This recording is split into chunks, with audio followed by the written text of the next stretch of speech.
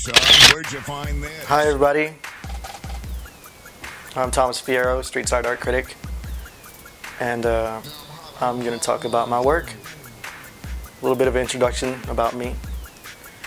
So yeah, I've been doing artwork for a really long time, and I've only been in a few group shows. I've had one or two solo shows which were really quite successful, and I just keep making art because that's the way we are. This is my latest work, most of them. It's taken me quite a while to come to this style and realize that I liked what I'm doing here. I've been told it's kind of a mishmash of organic and structured subject matter, which I can totally see that. But most of it comes from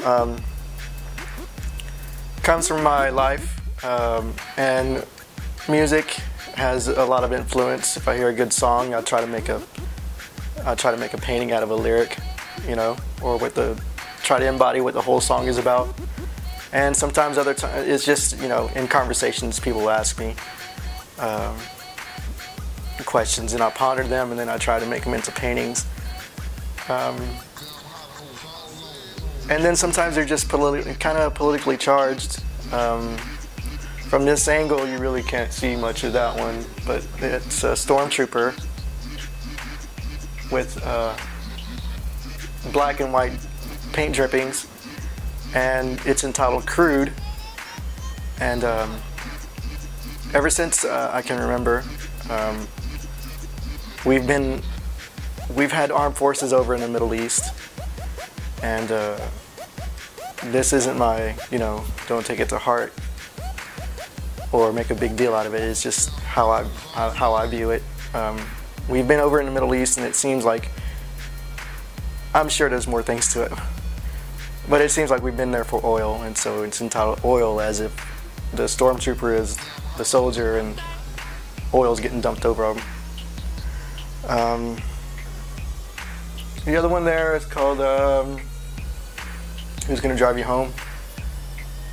And it's not really about a car song, it just kind of ended up that way. And basically it's just a death at the wheel. And the one behind me is called A Perfect Sonnet. You really can't see much of it. But it's about, that's directly from a song by Bright Eyes. And it's just, the lyrics are something about, I believe lovers should be tied together and thrown into the ocean and drowned together because they're so much in love, you know, that they would be happy with that. At least that's what I gathered from the song. And so I made a painting out of it, and I really like it.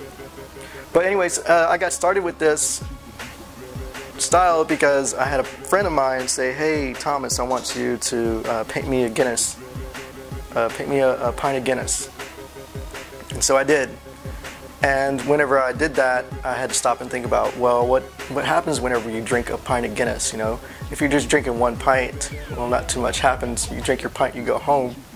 If you have several, well then, you know, you're at the bar and beer gets spilled and these patterns form from the spilling, you know, of the beer. And that's how I got started with this. It started out with a really structured, basic, you know, pint of Guinness, and then all around it just three basic color pattern or palette of what I thought Guinness would look like on a bar. And I really love that painting. I sold it to my friend and he's happy with it. He loves it. But my influencers in the past used to be Salvador Dali. I used to really try to do a lot of surreal type of stuff, but I really couldn't. I didn't have the patience for it, you know. And then as I, you know, just kept growing as an artist, I started looking at more artists and decided that Warhol and Basquiat and Pollock were my heroes. And so this is where this came from all of a sudden. Kind of poppy, drippy, and I like it a lot. But this latest one here is the one that I'm working on now, and it's called Birthday.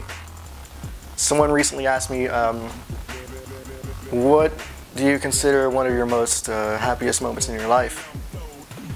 And when I was a kid, my grandparents, they used to give me the biggest birthday parties. And really fun times. You know, you're a kid, real impressionable at the time, you know, and all the relatives would come over. It'd be a big, you know, cookout, and all the cousins would come over, and we just play all day and not worry about anything. And you know, my uncles and aunts would pick on me, you know, and that's some of the best memories that I have. And so I decided to commemorate it. And it's still in the works. I'm not really happy in the direction it's going in right now. It's kind of got what I'm looking for, but I still need to work on it a little bit more. And yeah, that's where I'm at now. So that's a little bit of my bio. Hope you enjoyed it, and I'll see you at the next show.